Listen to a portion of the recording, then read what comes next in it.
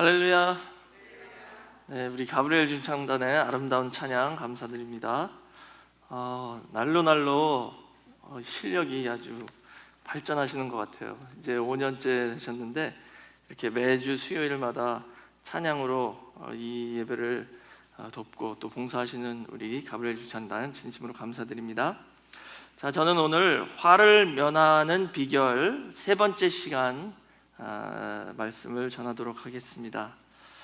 제가 화를 면하는 비결에 대해서 여러 번을 설교했는데요.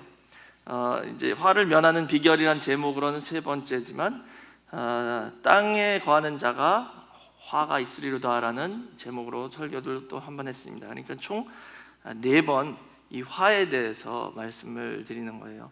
오늘이 마지막 시간이 되겠습니다. 그래서 오늘은 간략하게 지난 3번에 공부했던 내용을 한번 복습하고 그 다음에 오늘 본문 내용으로 들어가도록 하겠습니다. 그래서 복습.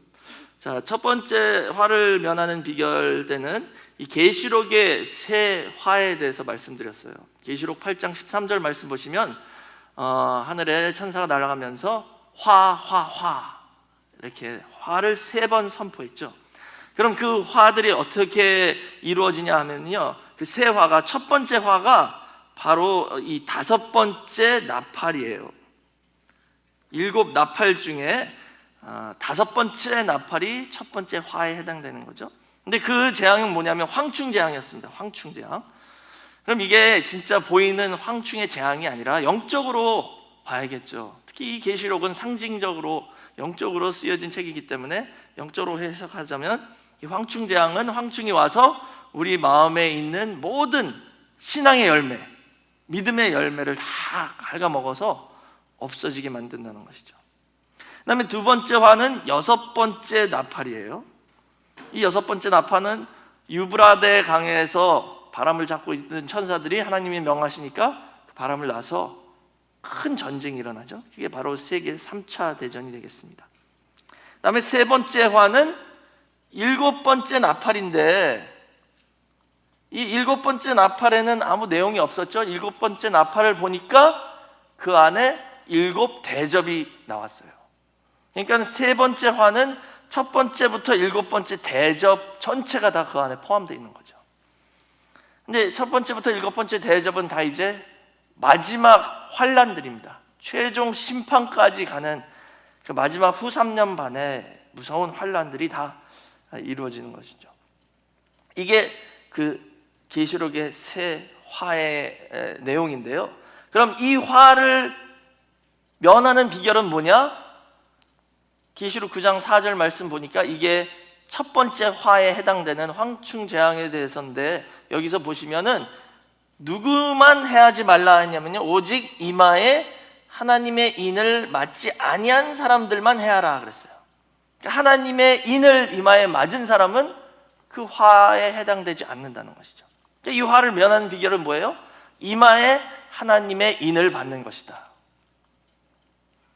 이 이마는 우리의 생각과 사상을 상징하죠.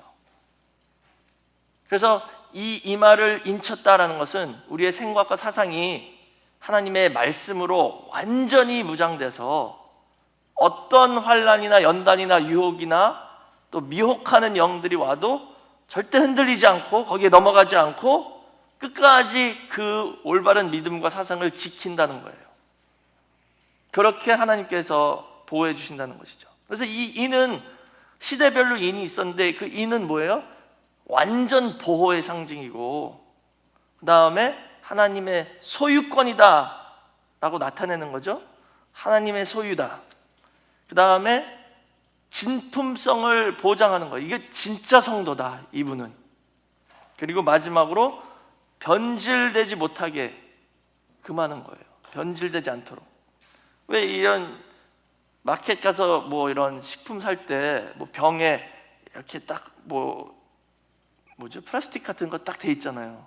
그거 떨어지면은 이거 사지 말라. 그런 것처럼 딱 인쳐놓으면요, 이게 절대 변할 수 없다는 거죠. 하나님만 할 수 있다는 것입니다. 이렇게 이 인을 받아야지만이 이 화를 면할 수 있다라고 말씀하셨는데요.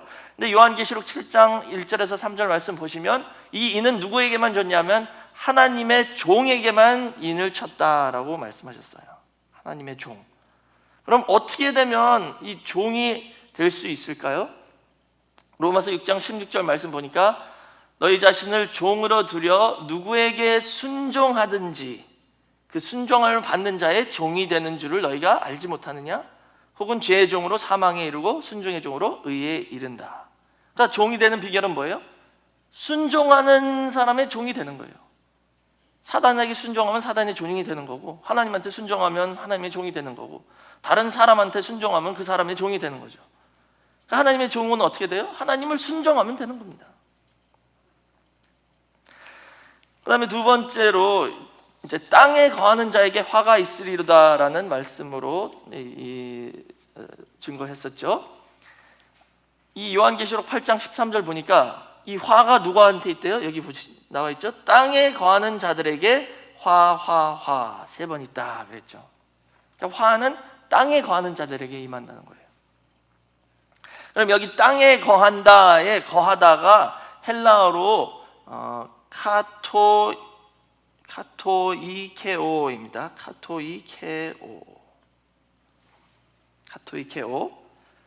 그 뜻은 뭐냐면요, 집 짓고 완전히 영구적으로 딱 주저앉아서 산다 이 뜻이에요. 안주한다는 거죠. 그러니까는 땅에 영원히 거할 사람들. 근데 신앙인은 이 땅에 나그네잖아요. 우리는, 그렇죠? 그런 사람들에게 이 화가 임한다라고 말씀하셨어요. 그래서 성경을 보시면 세 가지 차원이 있습니다. 세 차원에 영적으로 볼 때 바다가 있고요. 계시록에 바다가 나오고 땅이 나오고 그 다음에 하늘이 나오죠. 잘 보이세요? 바다, 땅, 하늘. 바다는 안 믿는 세상이에요. 땅은 뭐예요? 땅은 종교계. 그래도 뭔가 믿는 그런 차원이죠. 그 다음에 하늘은 신령한 차원, 참된 믿음을 갖고 있는 성도가 하늘 차원이잖아요. 이 세 차원을 조금 더 설명을 하자면, 예를 들어서 이스라엘 백성들이 애굽에서 나와서 광야를 통과해서 가나안에 들어갔죠. 거기도 세 차원이 있죠. 애굽이 불신의 세상을 상징한다면 애굽에서 나와서 광야로 들어갔죠. 이게 교회의 상징이잖아요.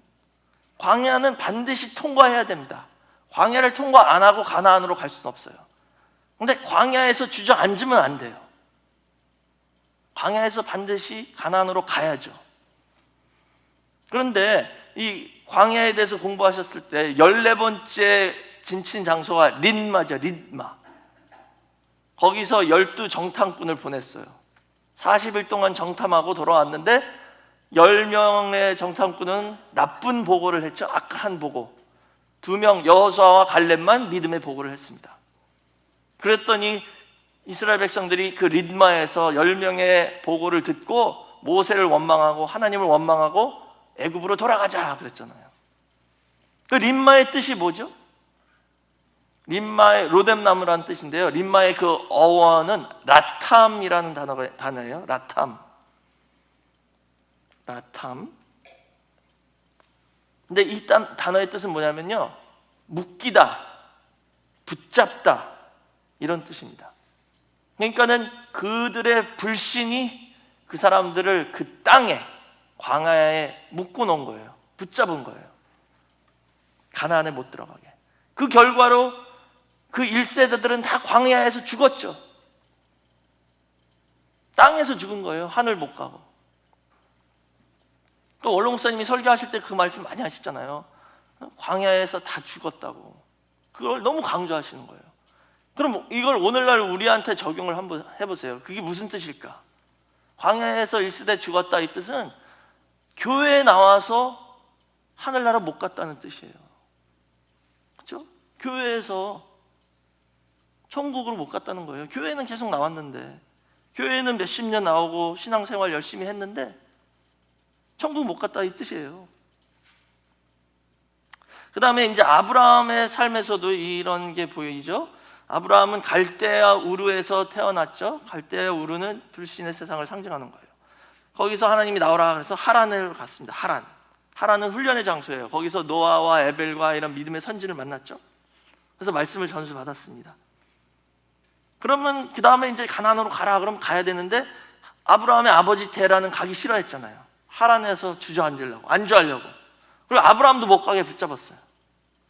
그래서 지체됐죠. 테라의 이름이 그 뜻이잖아요. 지체하다. 그렇죠? 이렇게 되면 안 된다는 거예요. 이 땅에 거하는 자에게 화가 있다, 이 뜻입니다. 여기 교회도 여기 포함되는 거예요. 교회에 나오는 성도에게 주시는 말씀입니다. 이 경고의 말씀이에요. 이 땅에 거하는 자에게 화가 있다라고 말씀하셨는데요, 특별히 땅에 거하는 자들은 요한계시록 6장 10절 말씀 보니까 땅에 거하는 자들을 심판하여 우리의 피를 신원하여 주세요 그랬어요. 누가? 이 순교자들이. 그러니까 땅에 거하는 자들은 순교자의 피를 흘린 자들이란 뜻이에요. 근데 땅에 거하는 자들이 순교자의 피를 다 흘린 건 아니잖아요. 그 모든 땅에 거하는 사람들이. 그러니까 땅에 거하는 그 사람들의 신앙 상태가 순교자의 피를 흘리는 그런 영적 상태라는 것이죠. 그게 무슨 뜻이냐면요, 순교자의 피를 흘린 대표적인 인물이 가인입니다. 가인. 그래서 요한 1서 3장 12절 보시면 가인이 시기 질투해서 그의 아우를 죽였다라고 말씀하고 있죠. 그러니까는 땅에 거하는 자는 그 뜻은 뭐냐면요, 가인 계열이다 이런 뜻이에요. 셋 계열이 아니라 가인 계열에 속한 사람들이 땅에 거하는 자라는 뜻이에요. 그래서 예수님을 죽이라고 하던 유대인들에게 예수님이 이렇게 말씀하셨죠. 나도 너희가 아브라함의 자손인 줄 아노라. 그러나 내 말이 너희 속에 있을 것이 없으므로 나를 죽이라 한다 그랬죠. 예수님을 왜 죽였어요? 예수님의 말씀이 그들 마음속에 들어갈 자리가 없었기 때문에. 그러니까 땅에 거하는 자들이 이런 사람들이라는 거예요. 예수님 말씀에 들어올 자리가 없으니까 예수님을 죽이려고 했다는 거죠. 그 다음에 이제 세 번째는 화를 면한 비결. 두 번째 시간에 마태복음 23장에 7가지 화를 말씀하셨어요. 예수님이 7가지 화를. 근데 그 화의 대상은 누구였냐면요, 여기 보시면 외식하는 서기관들과 바리새인들이 그 화의 대상이었습니다. 외식하는 자가 대상이에요. 외식하는 자가 대상이죠. 근데 이 외식한다는 것은 무슨 뜻이에요? 뭐 믿는 척한다 이런 거잖아요. 겉으로만 드러낸다. 근데 여기 보시면 너희는 천국문을 사람들 앞에 닫고 너희도 들어가지 않고 들어가려 하는 자도 들어가지 못하게 한다 그랬죠. 그러니까 이 사람들은 자기네들은 들어가고 남들은 못 들어가게 하는 그런 사람들이 아니라 자기 자신도 못 들어가고 남들도 못 들어가게 한다는 거예요. 그러니까 이 뜻은 뭐냐면 스스로 속이는 자라는 뜻이죠. 스스로 속았어요. 자기도 속았기 때문에 안 들어가고 남들에게도 못 들어가게 한다는 거죠. 근데 이 마태복음 23장의 이 7화를 말씀하신 그 내용을 보면 마지막 7번째에 또 뭐가 나오냐면요, 이들이 역시 순교자의 피를 흘렸대요. 이 외식하는 서기관과 바리새인들도 순교자들의 피를 흘렸대요. 그 사람들이 실제로 누구 죽인 건 없거든요, 예수님 빼고는. 근데 여기 보시면은 내가 너희에게 선지자들과 지혜 있는 자들과 서기관들을 보내매 너희가 그 중에 더러는 죽이고 십자가에 못 박고 그 중에 더러는 너희 회당에서 채찍질하고 이 동네에서 저 동네로 구박하리라. 그러므로 의인 아벨의 피로부터 성전과 제단 사이에서 너희가 죽인 바가랴의 아들 사가랴의 피까지 땅 위에 흘린 의로운 피가 다 너희에게 돌아가리라 그랬어요. 순교한 사람들의 모든 피가 다 너희한테 돌아간대요. 그러면서 36절에 또 반복해서 말씀하시죠. 내가 진실로 너에게 이르노니 이것이 다 이 세대에게 돌아가리라 그랬어요. 이 세대에게. 그렇다면 아담 때부터, 그러니까 아벨 때부터 예수님 때까지 그 구약에 죽은 많은 순교자들의 피가 예수님 당시에 살던 그 유대인들에게 다 돌아간다 이 뜻일까요? 그러면 좀 억울하잖아요, 그 사람들은. 물론 그 사람들이 예수님을 죽였다 할지라도. 그러니까 여기 이 이 세대라는 표현이 꼭 그들한테만 돌아간다라는 이런 뜻이 아니라, 그때 말씀드린 게 이 세대를 조금 더 우리가 깨닫기 쉽게 번역을 한다면 이 계열, 아까 말씀드린 것처럼 뭐 가인 계열, 이런 계열의 사람들에게 돌아갈 것이다, 이런 뜻이라고 볼 수 있죠.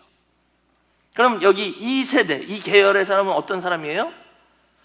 유대인들처럼, 이 외식하는 바리새인과 서기관들처럼 종교의식에는 아주 능숙능란한 사람들이에요. 율법에는 아주 능숙능란한 사람들이에요. 교회 완전히 태어날 때부터 모태신앙으로 뭐 아니면 20년, 30년, 40년 나오던 사람들입니다. 겉으로는 거룩한 척하고 뭐 그런 종교적 용어나 의식에는 아주 능숙한 사람들이죠. 그런데 결국은 궁극적으로 그 모든 율법과 종교 예식이 다 가리키는 건 뭐예요? 예수 그리스도 한 분이잖아요. 근데 그 핵심인 예수 그리스도가 없어. 안 믿어요. 거기서 끝나는 게 아니라 예수님을 핍박하고 죽였어. 이 세대가 그런 부류의, 그런 계열의 사람이란 뜻이에요. 그때부터 종말 때까지 이런 계열의 사람들이 끊임없이 계속 나올 거라는 뜻이에요. 그런 사람들은 화를 받는다, 이 뜻입니다. 그래서 계시록 1장 7절 말씀 보시면 이게 재림에 대한 말씀이거든요. 볼지어다 구름을 타고 오신다 그랬잖아요. 근데 누가 본대요? 각인의 눈이 그를 보겠고 그를 찌른 자들도 볼 터이요.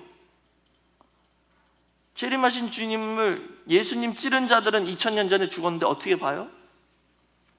뜻은 뭐냐면 그런 영적 상태에 있는 사람들, 예수님 재림할 때도 있을 것이다 라는 뜻이에요.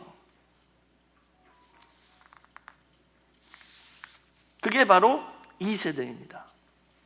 그러니까 지금 이걸 다시 종합해서 말씀드리자면 땅에 거하는 자나 외식하는 자나 이 세대 다 똑같은 거예요. 같은 맥락입니다. 땅에 거하는 자, 외식하는 자, 이 세대 다 같은 내용입니다. 그게 뭐냐면 교회 나오고 하나님 믿는다고 하고 종교의식과 율법에는 능숙한데 알맹이가 없다는 거예요. 예수 그리스도가 없어요. 예수님을 죽이는 사람들이에요. 다 하나님 믿는 사람들입니다. 이 사람들은. 그게 바로 이 화를, 마지막 때 화를 당할 대상들이라고 말씀하셨어요. 성도 여러분, 이거 저희가 진짜 잘 생각해야 됩니다. 왜냐하면 이 교회에 나오시는 분들에 대한 말씀이에요. 그다음에 이제 큰 두 번째로 오늘 본문의 내용입니다. 화를 면하는 비결, 세 번째 시간이죠. 오늘 본문 내용은 보시면 화의 대상은 고라신과 벳세다와 가버나움이라는 이 세 도시입니다. 이 세 도시는 예수님이 공생애 때 가장 활동을 많이 하신 장소들이에요. 고라신, 벳세다, 가버나움. 그래서 오늘 본문에 계속 그러셨죠. 이방 나라들, 뭐 두로와 시돈, 하나님 믿지 않는 그런 곳들이거든요. 우상을 섬기는 그런 곳들인데 거기서 내가 고라신이나 벳세다에서 한 만큼 기사이적을, 권능을 베풀었다면 그 사람들은 벌써 회개하고 돌아가고 나 믿었어. 근데 너희들은 뭐 하는 거냐? 지금 이렇게 책망하시는 거예요. 또 가버나움도, 소돔에게 내가 가버나움에서 한 일을 했다면 소돔이 아직까지도 남아있을 거야. 멸망하지 않고. 이렇게 말씀하신 거예요. 그러니까 저희가 구속사 말씀 받았다, 응? 이거 자부하실 때가 아니라니까요. 잘못하면요 딴 데로 넘어가요. 제가 지금 금요일날 계속 줌으로 성경 공부하거든요. 9월달, 작년 9월부터요 계속 하고 있어요. 매주 한 번도 안 빠지고. 크리스마스하고 신년 그때만 빠지시고요. 거기 유럽에 사는 히스패닉 목사님들과 성도님들, 제가 힘들어서 좀 쉬자 그랬더니 아니에요, 계속 하재요. 지금 계속 공부하고 있어요. 근데 우리 성도님들은 공부하자고 하면 다 도망가시잖아. 예? 아니면 졸든지. 맨날 구속사 들었다고. 그러니까는 우리가 말씀 받은 사람들이야 자부하실 때가 아니라니까요. 고라신, 벳세다, 가브나움이 어떤 장소인지 아세요? 벳세다는 빌립과 안드레와 베드로의 고향입니다. 수제자 베드로의 고향이 벳세다예요. 또 가버나움은 예수님이 나사렛에서 자라셨지만 공생에 시작하시고는 가버나움으로 옮기셨어요. 가버나움이 말하자면 본부예요, 본부. 예수님의 선교 본부가 가버나움에 있었어요. 여기 보세요. 수일 후에 예수께서 다시 가버나움에 들어가시니 집에 계신 소문이 들린지라. 예수님 집이 가버나움에 있었어요. 가버나움에서부터 모든 활동을 하신 거예요. 그러니 여기서 말씀을 얼마나 많이 선포하셨겠어요. 아니, 뉴욕도 우리 맨날 세계 선교센터다 그러잖아요. 그런 데가 가버나움이었습니다. 그렇게 기사 이적을 많이 보고 권능의 말씀을 많이 들었는데 거기에 믿는 사람이 많이 나타나지 않았다는 거예요. 그래서 예수님이 책망하신 거죠. 화가 있을 것이다. 이 기사 이적 권능은요, 봤다고 우리에게 유익한 거 하나도 없습니다. 근데 사람들은 그런 거 보면 되게 좋아하잖아요. 사람을 살리셨어, 아니면 고치셨어, 뭐가 나타났어 막. 근데 본 걸로써 우리에게 유익이 하나도 없습니다. 그런 것을 봤을 때 내 마음이 변하고 믿어지고 내 생활이 바뀌고 내가 예수님을 딴 걸 다 놓고 예수님을 따라다니기 시작하든지 뭔가 이런 게 있어야 되는데 그냥 본 걸로 만족한 거예요. 와, 나 그런 거 많이 봤어, 말씀도 많이 들었어. 근데 거기에 결국 열매가 없다면 궁극적으로는 거기에 화가 임한다는 거예요. 그래서 요한복음 12장 37절 말씀 보시면 예수께서 이 말씀을 하시고 저희를 떠나가서 숨으시니라. 이렇게 많은 표적을 저희 앞에서 행하셨으나 저를 믿지 아니하니 그랬죠. 이 유대인들에 대한 말씀입니다. 다 이분들은요, 지금 여기에 말씀에 이 화의 대상으로 나오신 분들은 다 하나님을 믿는다고 한 사람들이었어요. 여호와 하나님 믿는다라고 고백하고 나름대로 자부심 갖고 거룩한 척하고 주일 안식일마다 교회 빠지지 않고 다니는 그런 분들인데 결국 예수 그리스도를 믿지 않았어요. 영접지 않았습니다. 성도 여러분, 하나님을 믿는데 예수님을 안 믿으면 구원 받을 수 있나요? 그게 가능할까요? 하나님을 믿는데 예수님을 안 믿어. 그럼 구원 없어요. 나 하나님 믿어. 근데 예수는 안 믿어? 그럼 구원 없는 거예요. 오직 예수를 통해서만 구원을 얻는다. 말씀이 육신이 되어 오신 분을 통해서만 구원을 주신다라고 말씀하셨잖아요. 그러니까 하나님 믿는다 해도 예수 안 믿는다는 것은 하나님을 제대로 못 믿었다는 증거가 되는 거예요, 그게. 이제 이런 분들이 지금까지 나온 그 화의 대상들이 그런 사람이었다는 것이죠. 그 다음에 또 오늘 저희가 읽지는 않았지만 두 번째는 마태복음 24장 19절에 그날에는 아이벤 자들과 젖먹이는 자들에게 화가 있다라고 말씀하셨죠.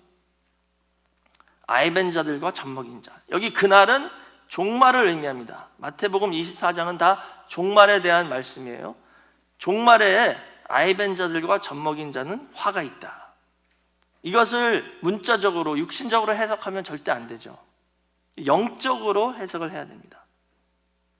그렇다면 아이벤 자들은 영적으로 뭐냐 하면 씨를 받았지만 열매를 맺지 못했다, 이 뜻이에요. 말씀을 받았지만 궁극적으로 열매가 맺어지지 않았다는 뜻입니다. 애를 뱄으면 애가 결국 나와야 되잖아요. 근데 안 나온다는 거예요. 그럼 그 뜻은 뭐냐면요, 내가 말씀 받았으면 뭔가 변화가 와야 되죠. 예수 그리스도가 잉태돼서 내 삶에 어떤 뭐로든지 조금 나타나야 되는데 그게 없다는 거예요. 내 말과 행동이나 내 생활이나 변한 게 하나도 없다는 것이죠. 말씀을 많이 받았는데 그 말씀의 핵심인 예수 그리스도를 몰라.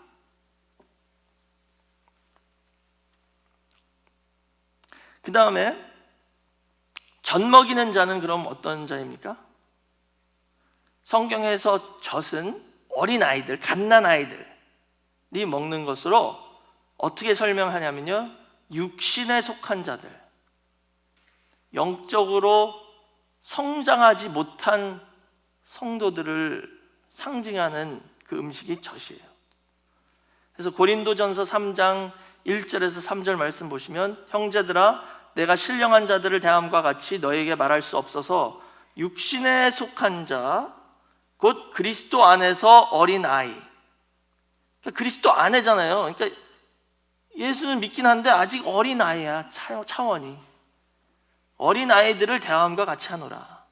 그래서 내가 너희를 젖으로 먹이고 밥으로 못 먹였대요. 왜냐하면 너희가 감당치 못하기 때문에.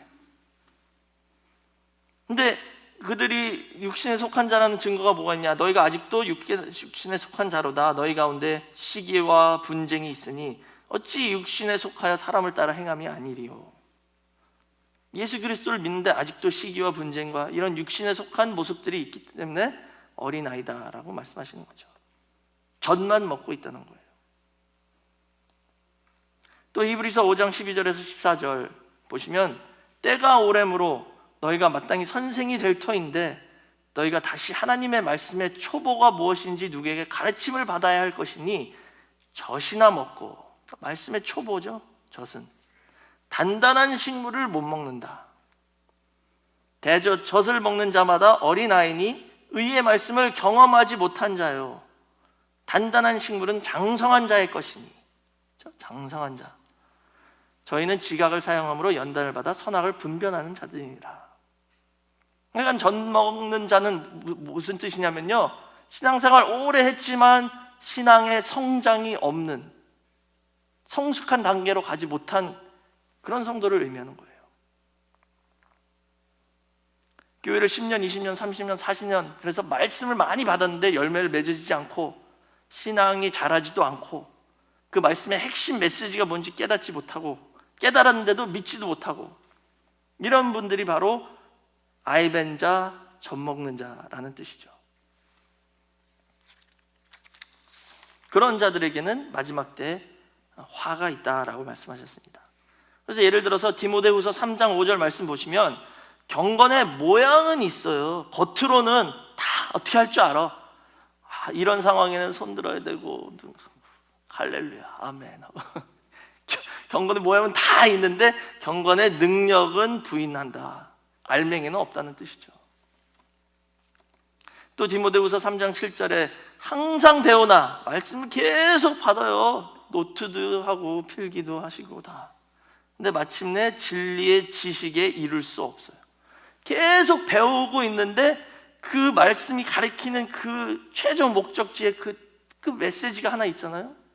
거기에 계속 도달하지 못해요. 말씀 계속 받는데도.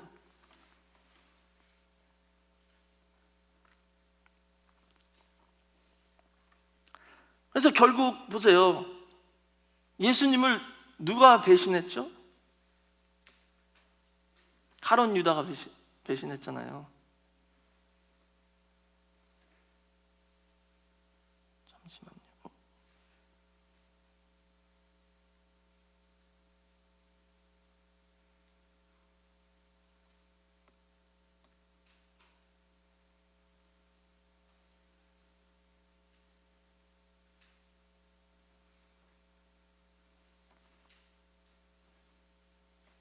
안 되네요. 그래서 가룟 유다가 배신했죠. 결국은 뭐냐 하면은요, 예수님 가장 가까운 곁에 있는 사람이 예수님을 배신했어요. 가룟 유다는 믿지 못하면서 믿는 척하면서 계속 예수님 곁에 남아 있었죠.